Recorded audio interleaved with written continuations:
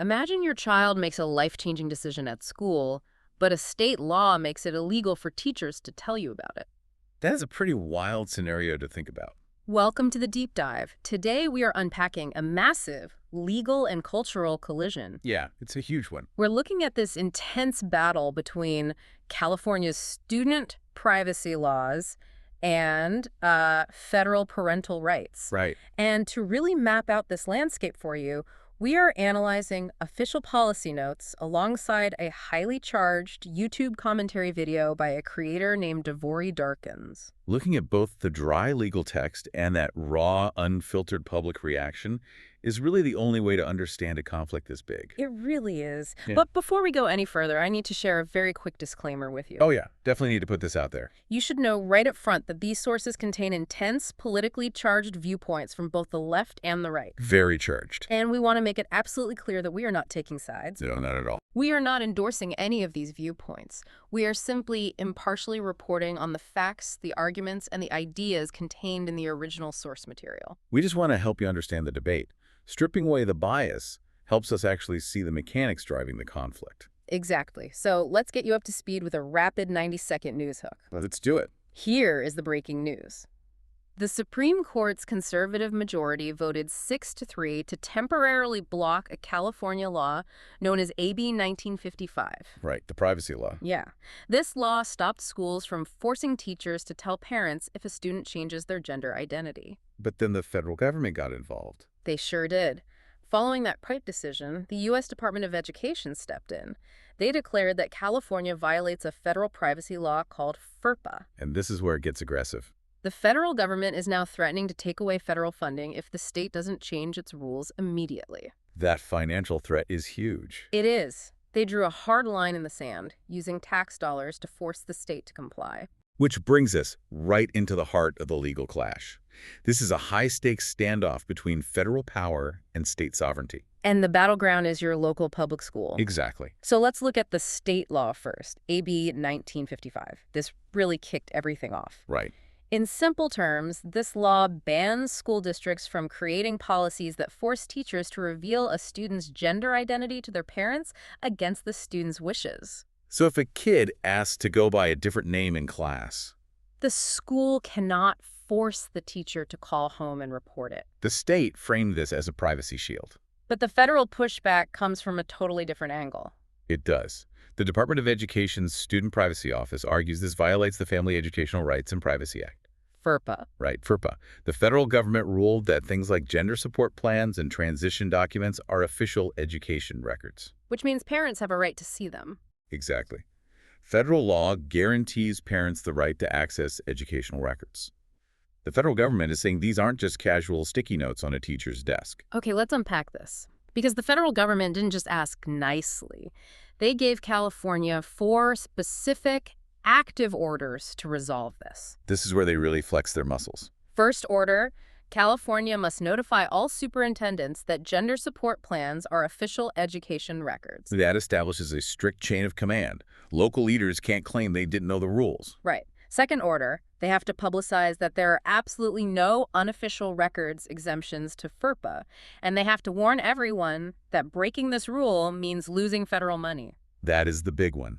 Public schools need that federal money to survive. Threatening to pull it forces compliance. Third order, California must confirm in writing that law enforcement can enforce FERPA regarding gender identity. Bringing cops into a school policy dispute is an incredible escalation.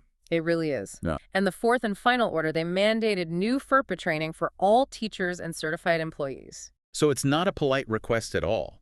It is a serious financial threat using federal tax dollars to force a state to comply. It's a total operational takeover. When you see a federal intervention that aggressive, you have to wonder what California was trying to protect in the first place. Right. Why risk the money? It comes down to a massive clash between student safety and parental rights. Two very different definitions of safety. Let's look at California's defense. The state argues that banning forced notification protects kids from domestic harm, rejection, or abuse at home. If a kid is hiding something from their parents, The data assumes there might be a dangerous reason for that. Yeah. And the state superintendent's office actually argued a really specific nuance here. They said the law doesn't forbid teachers from talking to parents. Oh, really? Yeah, it just forbids forcing them to do so.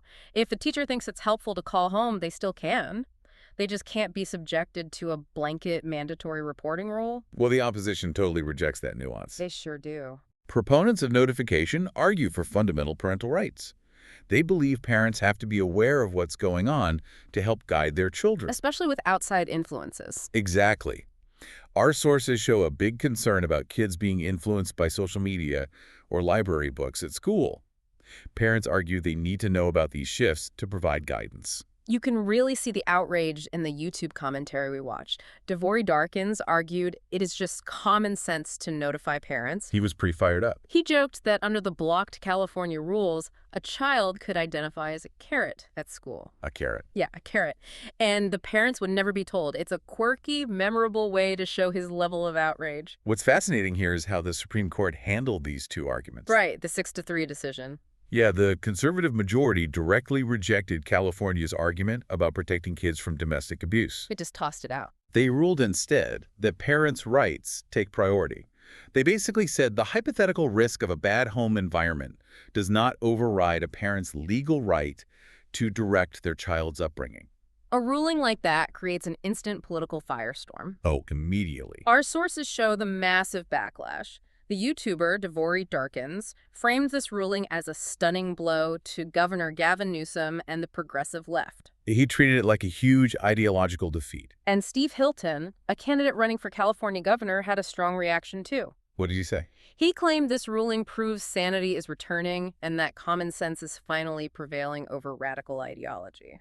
Calling it common sense insanity is a classic political tactic. It frames the other side as completely disconnected from reality. So with all these challengers taking victory laps, everyone was waiting to see how Governor Newsom would react. And his reaction was really telling. Instead of defending the state law during his press conference, he totally deflected. He completely changed the subject. He pivoted to attacking President Trump over military strikes in Iran and the economy. It is a classic macroeconomic distraction. Yeah. When you face a tough domestic loss, you force the media to look at global issues instead. He even brought out specific statistics to make his point. Newsom claimed that for every $10 increase in a barrel of oil, consumers pay roughly 24 cents more per gallon at the pump. Wow.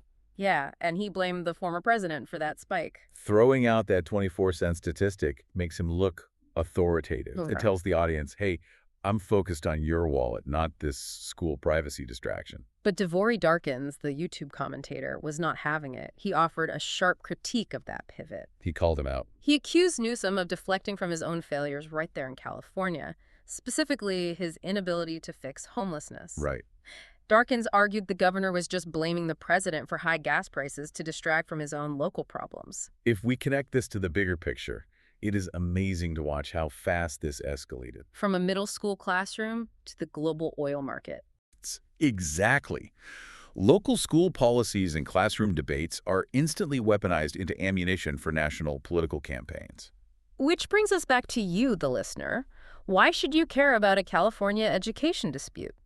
It's a fair question. You should care because it proves that local classrooms have become the main battleground for massive legal fights. It really impacts everyone. It shows how the boundaries of your own family's privacy can shift overnight based on federal funding threats and Supreme Court majorities. This raises an important question for you to think about. What's that? If a school system and a parent fundamentally disagree on what constitutes safety for a child, who ultimately has the legal and moral right to decide where that child's privacy begins and ends. That is a big one to chew on. Thank you for joining us on this deep dive. Keep exploring the sources, keep questioning everything, and we will catch you next time.